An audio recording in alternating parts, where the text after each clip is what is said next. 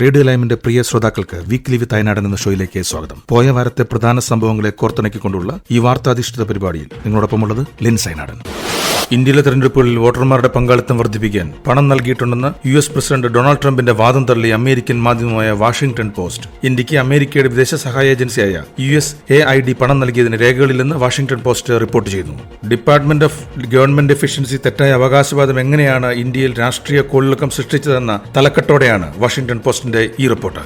USAIDക്ക് ബംഗ്ലാദേശുമായി $21 million കരാറുണ്ട് എന്നും റിപ്പോർട്ടിൽ പറയുന്നു. 2008 മുതൽ തെരഞ്ഞെടുപ്പുമായി ബന്ധപ്പെട്ട ഒരു പദ്ധതിക്കും USDIയിൽ നിന്ന് ഇന്ത്യക്ക് ധനസഹായം ലഭിച്ചിട്ടില്ല എന്ന് അവകാശപ്പെടുന്ന ഇന്ത്യൻ എക്സ്പ്രസിലെ ലേഖനത്തെ വാഷിംഗ്ടൺ പോസ്റ്റ് റിപ്പോർട്ട് പിന്തുണയ്ക്കുന്നുണ്ട്. ഇന്ത്യയുടെ തെരഞ്ഞെടുപ്പിനെ കുറിച്ച് ഒന്നും അറിയില്ല എന്നും തങ്ങൾ അതിൽ ഒട്ടിട്ടില്ല എന്നും ഒരു ഉദ്യോഗസ്ഥൻ പറഞ്ഞതായി വാഷിംഗ്ടൺ പോസ്റ്റിന്റെ കുറിപ്പിൽ പറയുന്നുണ്ട്. ഇലോൺ മസ്കിന്റെ നേതൃത്വത്തിലുള്ള ഗവൺമെന്റ് എഫിഷ്യൻസി ഡിപ്പാർട്ട്മെന്റ് ഇന്ത്യയും ബംഗ്ലാദേശും ഉൾപ്പെടെ നിരവധി രാജ്യങ്ങൾക്കുള്ള ദശലക്ഷക്കണക്കിന് ഡോളറിന്റെ ധനസഹായം റദ്ദാക്കിയിരുന്നു. അന്താരാഷ്ട്ര സഹായങ്ങൾ വെട്ടിക്കുറയ്ക്കുന്നതിന്റെ ഭാഗമായിട്ടായിരുന്നു അമേരിക്കയുടെ ഈ നീക്കം.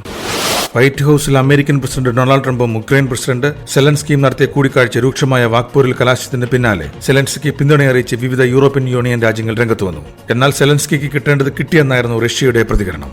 വാക്ക് തർക്കത്തെ തുടർന്ന് ധാതു കരാറിൽ ഒപ്പുവെക്കാതെ സെലൻസ്കി മടങ്ങിയതിന് തൊട്ടുപിന്നാലെയാണ് റഷ്യയുമായുള്ള യുദ്ധത്തിൽ യുക്രൈനൊപ്പം ഉറച്ചു നിൽക്കുമെന്ന് വ്യക്തമാക്കിക്കൊണ്ട് യൂറോപ്യൻ രാജ്യങ്ങൾ രംഗത്തെത്തിയത്. സെലൻസ്കി മടങ്ങിയതിന് പിന്നാലെ അദ്ദേഹം അമേരിക്കയെ അനാദരിച്ചെന്ന ആരോപണവുമായി ഡൊണാൾഡ് ട്രംപ് രംഗത്തെത്തുകയും ചെയ്തിരുന്നു. നല്ല സമയത്തും പരീക്ഷണഘട്ടത്തിലും യുക്രൈനൊപ്പം നിലയുറപ്പിക്കുമെന്ന് നിയുക്ത ജർമ്മൻ ചാൻസലർ ഫ്രെഡറിക് മെർസ് എക്സിലൂടെ വ്യക്തമാക്കിയിട്ടുണ്ട്. സ്ഥാനമൊഴിയുന്ന ചാൻസലർ ഒലാഫ് ഷോൾസും യുക്രൈന് പിന്തുണയറിയിച്ച് രംഗത്തെത്തിയിട്ടുണ്ട്. ജർമ്മനിയെയും യൂറോപ്പിനെയും യുക്രൈൻ എല്ലാ കാലത്തും ആശ്രയിക്കാമെന്ന് അദ്ദേഹം വ്യക്തമാക്കി. ഫ്രഞ്ച് പ്രസിഡന്റ് ഇമാനുവൽ മാക്രോണും യുക്രൈനെ പിന്തുണച്ച് രംഗത്തെത്തിയിട്ടുണ്ട്. ഒരേ ഒരു ആക്രമണകാരിയേ ഉള്ളൂ, അത് റഷ്യയാണ്. ആക്രമിക്കപ്പെടുന്ന ഒരു ജനതയേ ഉള്ളൂ, അത് യുക്രൈനാണ് എന്നും അദ്ദേഹം മാധ്യമങ്ങളോട് പ്രതികരിച്ചു.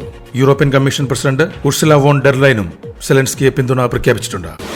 നാട്ടിലെ വിശേഷങ്ങൾ. പ്രധാനമന്ത്രി നരേന്ദ്രമോദിയുടെ ബിരുദ വിവരങ്ങൾ വെളിപ്പെടുത്തണമെന്ന കേന്ദ്ര വിവരാവകാശ കമ്മീഷന്റെ ഉത്തരവിനെതിരെ ഡൽഹി സർവകലാശാല നൽകിയ ഹർജിയിൽ കോടതി വിധി പറയാൻ മാറ്റിവെച്ചു. മോദി ബിരുദം പൂർത്തിയാക്കിയതായി പറയപ്പെടുന്ന 1978 ബാച്ചലർ ഓഫ് ആർട്സ് പരീക്ഷ എഴുതിയ എല്ലാ വിദ്യാർത്ഥികളുടെയും ഫലം തേടി ആക്ടിവിസ്റ്റ് നീരജ് കുമാർ സമർപ്പിച്ച വിവരാവകാശ അപേക്ഷയെ തുടർന്നായിരുന്നു ഹർജി. നരേന്ദ്രമോദി തങ്ങളുടെ പൂർവ്വ വിദ്യാർത്ഥിയാണെങ്കിലും നിലവിൽ അദ്ദേഹം രാജ്യത്തിന്റെ പ്രധാനമന്ത്രിയാണ്. അതുകൊണ്ട് തന്നെ ബിരുദ സർട്ടിഫിക്കറ്റ് പൊതുജനങ്ങൾക്ക് നൽകാനാവില്ല. രാഷ്ട്രീയ ലക്ഷ്യം മാത്രം പ്രതീക്ഷിക്കുന്നവരുടെ മുൻപിൽ സർട്ടിഫിക്കറ്റ് പ്രദർശിപ്പിക്കാനാകില്ല എന്നും പ്രത്യേകിച്ച് അപരിചിതർക്ക് സർട്ടിഫിക്കറ്റ് പരിശോധിക്കാനാവില്ല എന്നും സർവകലാശാലയ്ക്ക് വേണ്ടി ഹാജരായ സോളിസിറ്റർ ജനറൽ തുഷാർ മേത്ത കോടതിയിൽ വാദിച്ചു. അറിയാനുള്ള അവകാശത്തേക്കാൾ വലുതാണ് സ്വകാര്യതയ്ക്കുള്ള അവകാശമെന്നും ഡൽഹി സർവകലാശാല ചൂണ്ടിക്കാട്ടി. കേന്ദ്ര വിവരാവകാശ കമ്മീഷന്റെ ഉത്തരവ് തള്ളണമെന്നും തുഷാർ മേത്ത ഹൈക്കോടതിയിൽ വാദിച്ചിട്ടുണ്ട്. സർവകലാശാലയുടെ കൈവശം മോദിയുടെ ബിരുദ സർട്ടിഫിക്കറ്റുകളുണ്ട്, വേണമെങ്കിൽ അത് കോടതിയിൽ ഹാജരാക്കാം. എന്നാൽ അപരിചിതർക്ക് ഈ രേഖകൾ പരിശോധിക്കാൻ അനുവാദമില്ല എന്നും തുഷാർ മേത്ത വാദിച്ചു. 1978 ബിരുദ പരീക്ഷ എഴുതിയ വിദ്യാർത്ഥികളുടെ മാർക്ക്, വിജയശതമാനം, പേര്, റോൾ നമ്പർ തുടങ്ങിയ വിവരങ്ങൾ വ്യക്തമാക്കണമെന്ന് കാണിച്ച് ആക്ടിവിസ്റ്റ് നീരജ് കുമാർ വിവരാവകാശ കമ്മീഷനെ സമീപിച്ചതോടെയാണ് വിവാദങ്ങളുടെ തുടക്കം. ചൈനയിലേക്ക് ഇലക്ട്രോണിക് ഉൽപ്പന്നങ്ങൾ കയറ്റുമതി ചെയ്ത് ഇന്ത്യ. ചൈനയിൽ നിന്നും ഇലക്ട്രോണിക് ഉൽപ്പന്നങ്ങൾ ഇറക്കുമതി ചെയ്യുന്ന സ്ഥിതിയിൽ നിന്ന് ചൈനയിലേക്ക് കയറ്റുമതി ചെയ്യുന്ന രാജ്യമായി ഇന്ത്യ മാറിയതിനു പിന്നിൽ ആപ്പിൾ കമ്പനിയുടെ സാന്നിധ്യമാണ്. ചൈനയെ മാത്രം ആശ്രയിക്കാതെ മറ്റു രാജ്യങ്ങളെ കൂടി വിതരണ നിർമ്മാണ ശൃംഖലയുടെ ഭാഗമാക്കാനുള്ള ആപ്പിളിന്റെ തീരുമാനം വിജയകരമായി വിനിയോഗിച്ചതാണ് ഇന്ത്യക്ക് ഗുണമായി മാറിയത്. Apple MacBook, AirPod, apple watch, iPhone തുടങ്ങിയ ഇലക്ട്രോണിക് ഉൽപ്പന്നങ്ങളുടെ ഘടകങ്ങളാണ് ചൈനയിലേക്ക് ഇന്ത്യയിൽ നിന്ന് കയറ്റുമതി ചെയ്തത്. കഴിഞ്ഞ 2 പതിറ്റാണ്ടുകൾ വരെ ഇന്ത്യയിലെ ഇലക്ട്രോണിക് വ്യവസായ മേഖല ചൈനയെ അമിതമായി ആശ്രയിച്ചിരുന്നു. ചൈനയിൽ നിന്നും ഘടകങ്ങൾ ഇറക്കുമതി ചെയ്ത് ഇന്ത്യയിൽ വെച്ച് കൂട്ടിയോജിപ്പിക്കുന്ന രീതിയാണ് തുടർന്നുപോയത്. എന്നാൽ ഇന്ത്യയിൽ തന്നെ ഇലക്ട്രോണിക് നിർമ്മാണ മേഖല വളർത്തിയെടുക്കാനുള്ള ശ്രമം വിജയിച്ചതിന്റെ ഭാഗമായാണ് ചൈനയിലേക്കുള്ള കയറ്റുമതി ആരംഭിച്ചത്.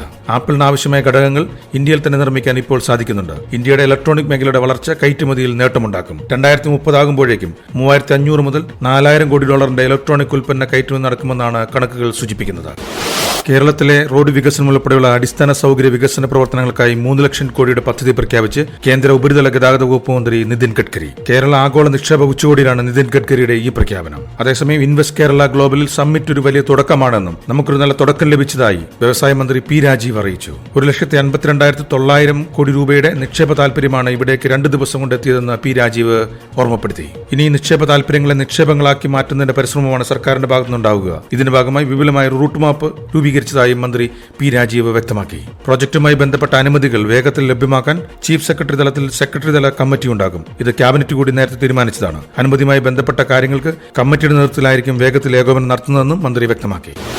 കായിക വിശേഷങ്ങൾ. ഇംഗ്ലീഷ് പ്രീമിയർ ലീഗ് പോരാട്ടത്തിൽ മാഞ്ചസ്റ്റർ യുണൈറ്റഡിനും ലിവർപൂളിനും ജയം. ലിവർപൂൾ ന്യൂകാസിൽ യുണൈറ്റഡിനെ എതിരില്ലാത്ത 2 ഗോളുകൾക്ക് തോൽപ്പിച്ചപ്പോൾ മാഞ്ചസ്റ്റർ യുണൈറ്റഡ് ഇപ്സ്വിച്ച് ടൗണിനെ 2-നെതിരെ 3 ഗോളുകൾക്കാണ് തോൽപ്പിച്ചത്. എതിരില്ലാത്ത 2 ഗോളുകൾക്കാണ് ലിവർപൂൾ ന്യൂകാസിലിനെ തോൽപ്പിച്ചത്. ജയത്തോടെ ലിവർപൂൾ 2ാം സ്ഥാനത്തുള്ള ആഴ്സണലുമായി 13 പോയിന്റ് ലീഡിൽ 1ാം സ്ഥാനത്ത് തുടരുകയാണ്. 33 പോയിന്റുമായി മാഞ്ചസ്റ്റർ യുണൈറ്റഡ് 14ാം സ്ഥാനത്തേക്ക് കയറിയിട്ടുണ്ട്. അതേസമയം നിലവിലെ പ്രീമിയർ ലീഗ് ജേതാക്കളായ മാൻ സിറ്റി ടോട്ടൻഹാമിനെ 1 ഗോളിന് തോൽപ്പിച്ചു.